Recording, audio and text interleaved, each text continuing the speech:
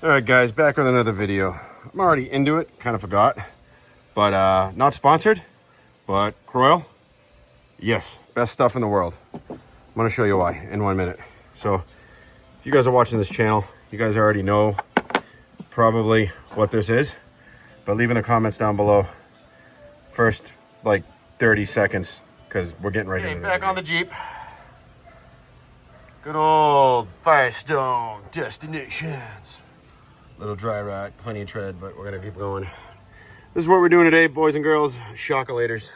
Yeah, they're supposed to rebound back, and there's a negative movement, no movement. We got some crusty rusties. So back to the beginning, where I said, don't worry, everybody. Mama bought new baking pans, and she said I can have these, so we're good. Crusty rusty bolts. I bought new hardware. Amazon.com. Thank you very much. And I think they gave you a nut for the top of the new shock. But we're putting shocks in. These are special, super high tech.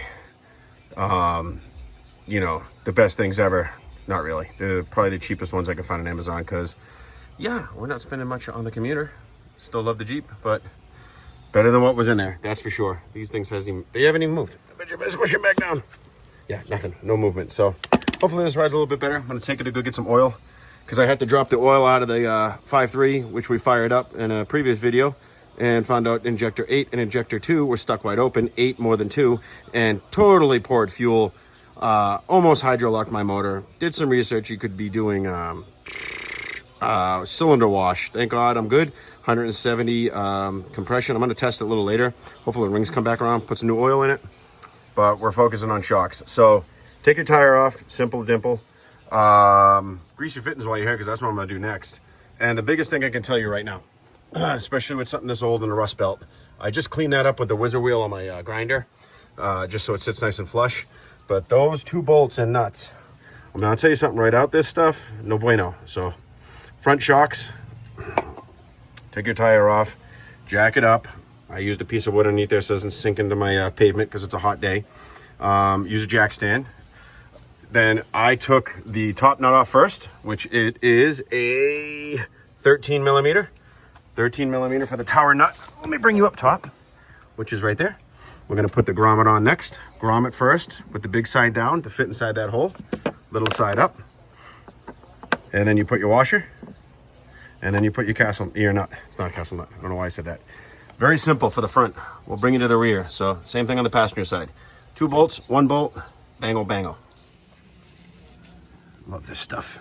I mean, PB Blaster works too, but this stuff is amazing. And yeah, just protect your driveway.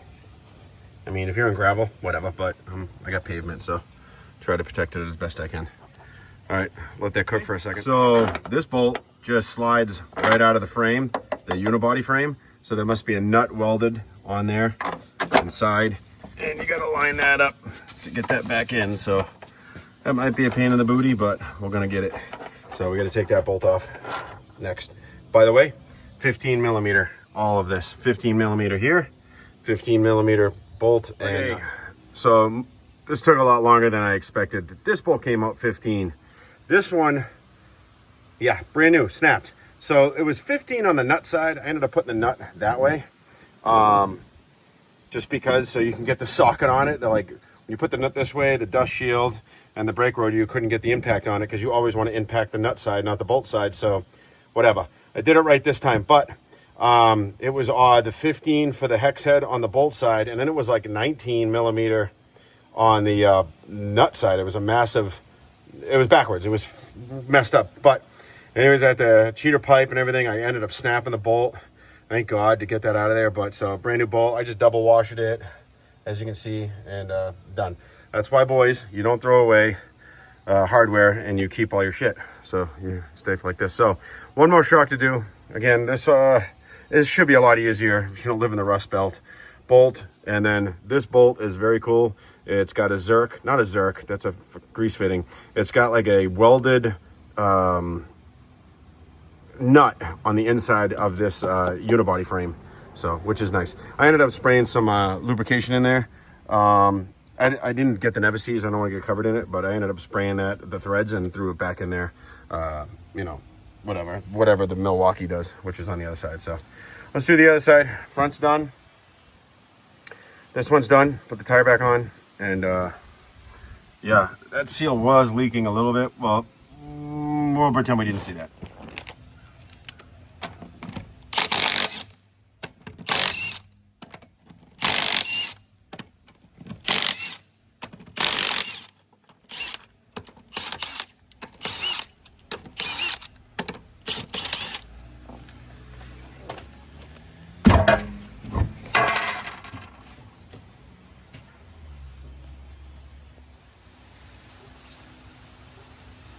I don't know.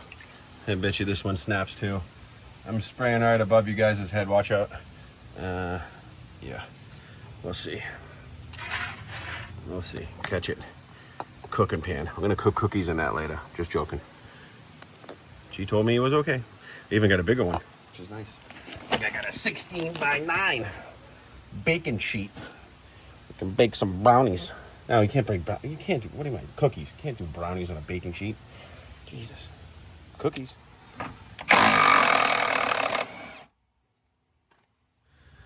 No lie, when I disconnected that, look at this is the only one that has slightly life in it. Look at that. Holy moly. Well, this is fun. So, yeah, there's a piece of the shock still there, and I said, almost looks like gear oil. Doesn't smell like gear oil, thank God. But yeah, here's half your mounting spot off the bottom of the shock. Horrible camera angle, sorry. That's better. Yeah, I cut that sucker in half because I ended up rounding the nut. I tried doing exactly what I did on the other side. No good. So now I just got to get that bolt out of there.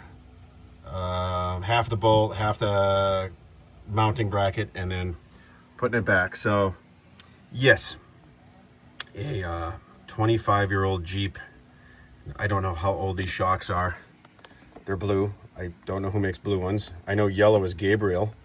Well, they make black ones too, but yeah, these are top-notch shocks right here. Yeah, Amazon. You know, I don't know. Probably last like 6 months, but better than what I had. Whatever. All right, I'm gonna get this out and wrap this up. Jeep Grand Cherokee shock replacement. I don't know. I hope this helps somebody out, or at least find it comical. Adios.